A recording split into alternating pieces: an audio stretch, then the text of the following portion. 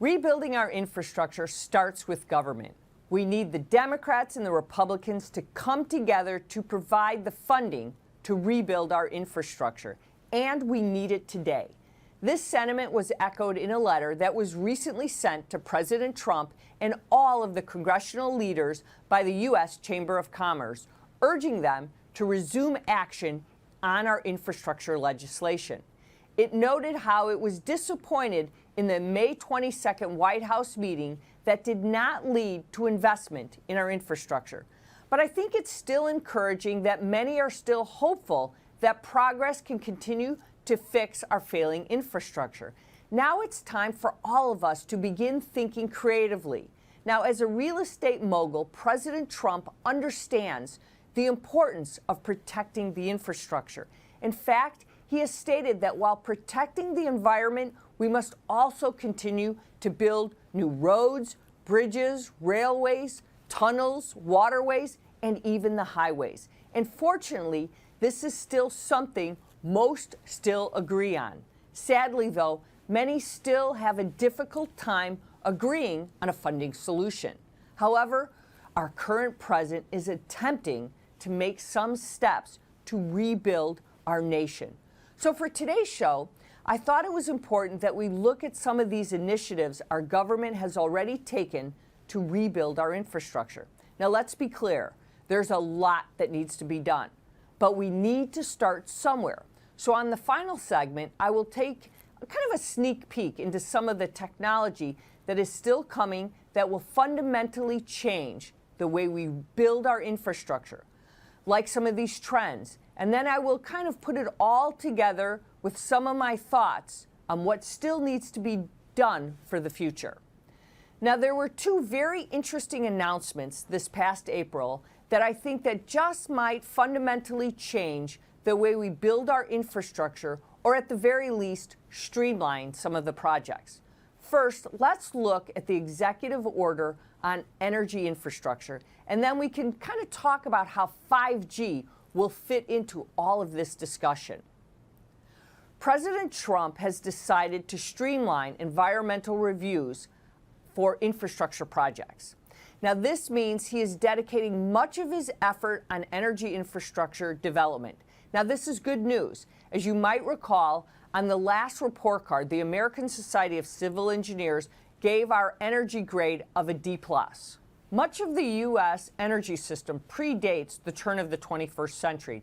However, the government is looking to strengthen America's energy security by improving our ability to efficiently and cost-effectively transport energy resources. The government is also looking at ways to improve a very important part of the process, permitting. Outdated guidance and regulations cause delays. As the president stated, when it comes to the future of America's energy needs, we will find it, we will dream it, and we will build it. I would like to look at one more of what our government is talking about, and that's 5G. And you all know I've been talking a lot about 5G, and President Trump is empowering the wireless industry by investing in 5G. Now, here's what he's doing. He says his tax cuts and his deregulatory actions have created incentives for the wireless industry to invest in 5G technology. Since November of 2018, the FCC has auctioned 1,550 megahertz of spectrum to be used by commercial wireless providers for 5G. Now, a third spectrum auction is set for December, and it will offer 3,400 megahertz of spectrum for wireless providers for 5G. Now, the president is actually lowering regulatory barriers to deployment, which is spurring investment in 5G. Now, the administration is even developing a national spectrum strategy. Now, think about this. The FCC is also creating a Rural Digital Opportunity Fund to expand the high-speed connection to more remote areas. Now, what does this mean for us in construction? Well, for one, you can tap into all of this connectivity, which is great news. But also, we have the opportunity to build 5G into our communities, into our infrastructure. The technology is advancing at a kind of a pace faster than ever before. It is changing the discussion around how we build our infrastructure of tomorrow. We need to be ready. We need to prepare ourselves and understand how it is going to change the next things we do going forward. And we need to be ready today. Colerain Township was first settled in the spring of 1790 by a surveyor, John Dunlap. Today, it is the second largest township in the state of Ohio. It encompasses 42.9 square miles and is located north of Cincinnati and off of two major interstates.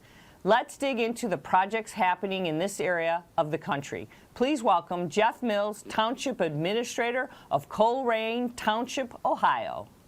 Geoff, thanks for joining me today. It's my pleasure, Peggy. So let's talk about some of the biggest infrastructure needs that you guys have at the local level. Sure. You know, we were just talking about this, but you know, it's not the sexiest stuff that is at the top of our list. It's the bread and butter, keeping the streets paved, filling potholes, making sure that the storm sewers are in good working order, and then you know, once we get past those necessities, you know, the things that we need to be investing in are infrastructure for our future. So we're talking about infrastructure that leads to and encourages economic development and new investment in our township, and also, you know, thinking about, you know, technology and the deployment of technology as it relates to, you know, the 5G network and automated vehicles and driverless cars, and where's that going to go? You know, we're having conversations about how technology fits in with infrastructure right now in our community. You know, in the construction industry, there's no other industry that gets it better than things that might not be sexy but are important when we talk about infrastructure. And we talk about needing a skilled labor force that can help do that. Talk about how you're able to accomplish some of those infrastructure and maintaining those roads and things that get your citizens to and from where they've got to go, because they hit a pothole, they hit things that aren't paved right. They're an unhappy community. Yes, yes. I mean, you know, it's at the local level, we are the form of government that is closest to you as a person. You know, when you drive down your street to get to your house, that road is owned by the local government, and they expect it to be maintained, and rightfully so. So you know, it's those things that impact people the most that we are dealing with at the local level, and you know, trying to find sustainable funding sources for that is really critical. So, and how is that fiscally sustainable? How do you achieve that? Well, see, and that's the difficulty right now, is that you know, our subdivision regulations and our zoning regulations are set up such that we require roads that perhaps we require more infrastructure than perhaps we need. And so one of the things that we see locally is we have new development occurring in our community, new roads that we're taking on as a community, and we have to think about, you know, is the tax that the new resident is going to pay, is that going to sustain that road in front of them without a subsidy? And one of the interesting things that we're finding is that it really is not. And so subsidy needs to come from somewhere else to support those new roads. Oftentimes it comes from a commercial corridor where the valuation is high relative to the frontage of road in front of it. But, you know, one of the things when we talk about fiscal sustainability we need to think about is how are we growing, and what does our new development look like, and can that new development support the infrastructure that it actually is built on? When you think about this from looking at infrastructure needs, when it talks about urbanization, when you talk about the way citizens move from place to place, when we think about how do you plan for that? Because you have to really think about where are your residents, your communities moving, and you have to think about what it is today versus what's going to be tomorrow, and that's kind of, urban planning is very challenging. Yes. Yeah, it is, and it's critical, and I think that we need to do more of it. I think that the urban planning community needs to be have a bigger role in the infrastructure conversation, because, like I said, you know, unless you have very high dollar values per linear foot of road in front of that development, whether it's residential or commercial, you know, you may be in a situation where it's running at a deficit. So, you know, over the course of the 25 years that road is going to be there, you should be taking in taxes and hopefully paving that road. But at the end of its useful life, at the end of that 25 years, if you don't collect as much as it costs to fix, then you're kind of in a pickle. So things that you can do would be either make better use of existing infrastructure. You could have high dollar values per linear foot of road.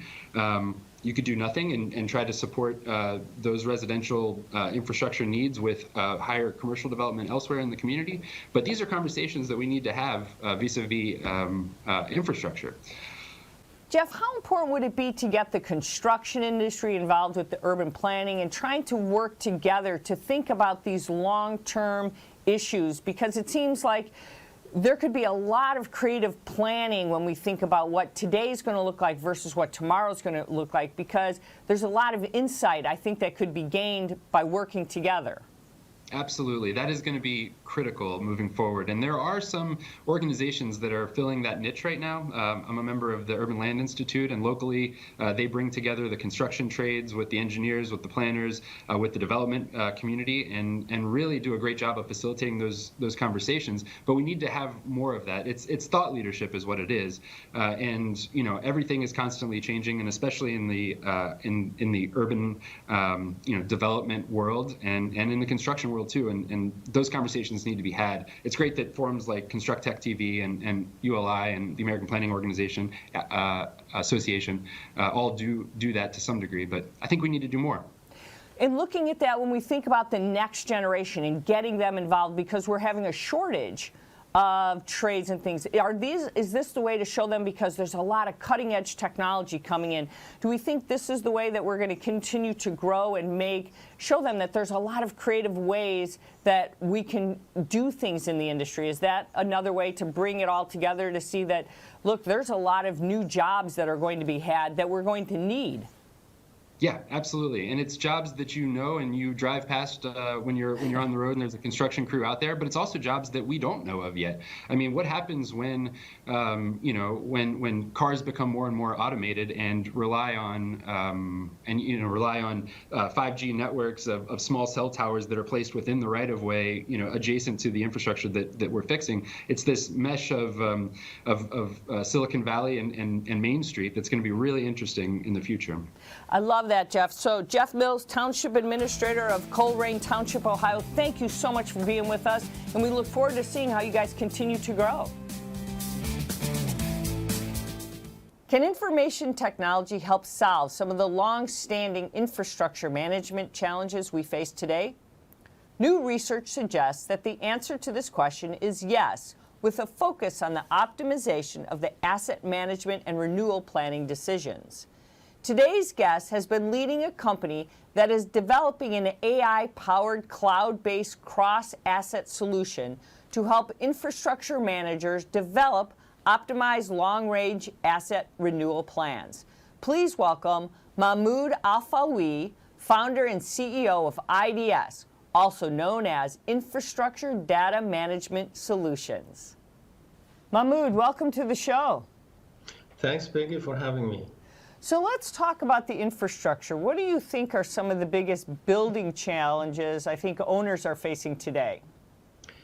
As you know, there are quite a bit of challenges, but from the perspective of asset management and long-term planning for assets, probably I can boil them down to two main challenges.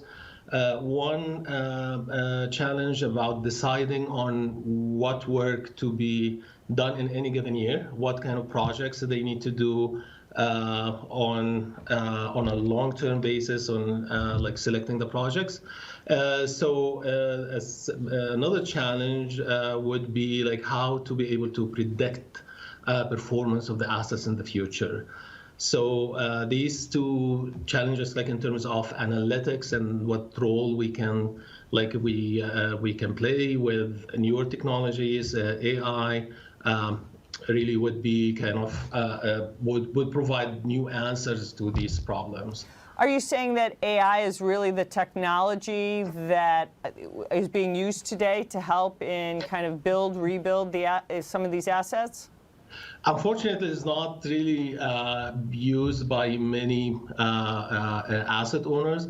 However, it's becoming more of use, especially for these two challenges I mentioned. Traditionally, we did not have proper tools to solve them, like proper optimization tools to be able to develop optimized long-term plans.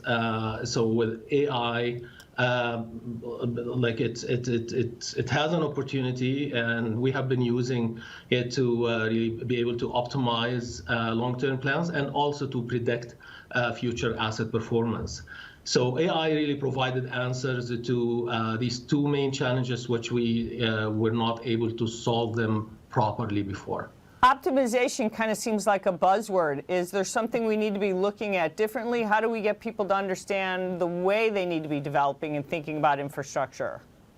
Yeah, optimization, basically what it means that the decisions or the projects that we select on our plan, they should be, we should make sure that these are the best projects. So this is kind of provide us with the best or the maximum return on investment.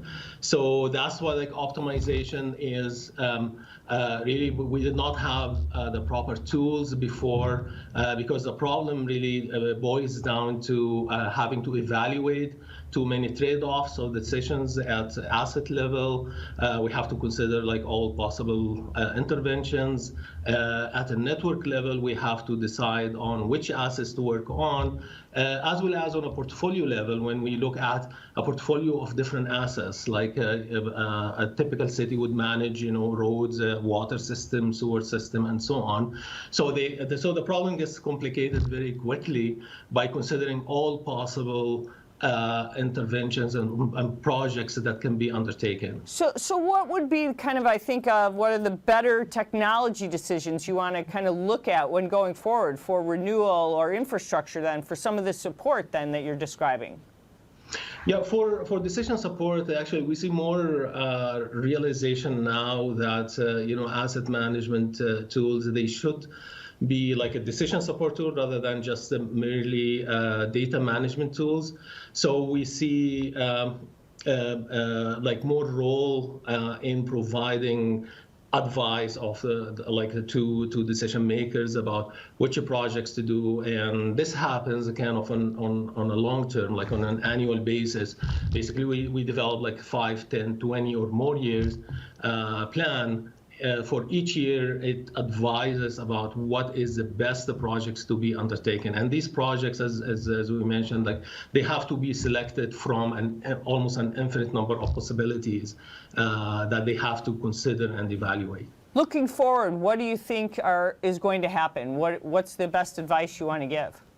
I think it will be more of a mainstream tool, like using AI to support basically solving these two long-standing problems about how to do optimization properly and how to make better predictions of asset performance and risk, and use that information to develop better plans that would ensure like maximum return on investment and sustainability of the assets over the long term.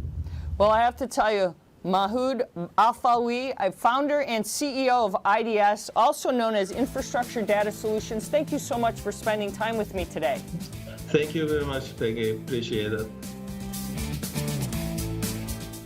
Here's where building our infrastructure gets really exciting for me, when we are talking and bringing technology together, more specifically the Internet of Things, into the discussion.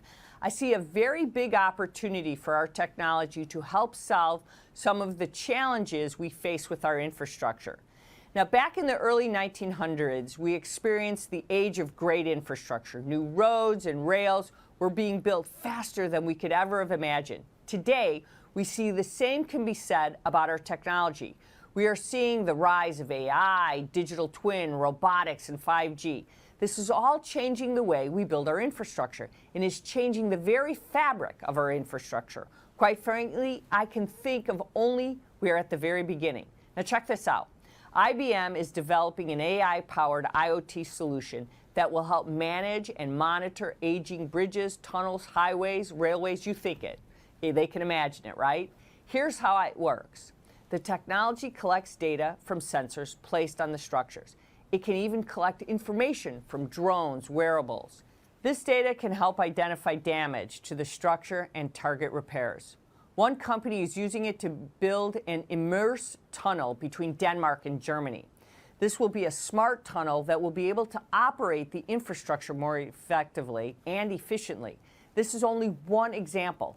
A little bit closer to home, the city of Charlotte, North Carolina is also rebuilding infrastructure.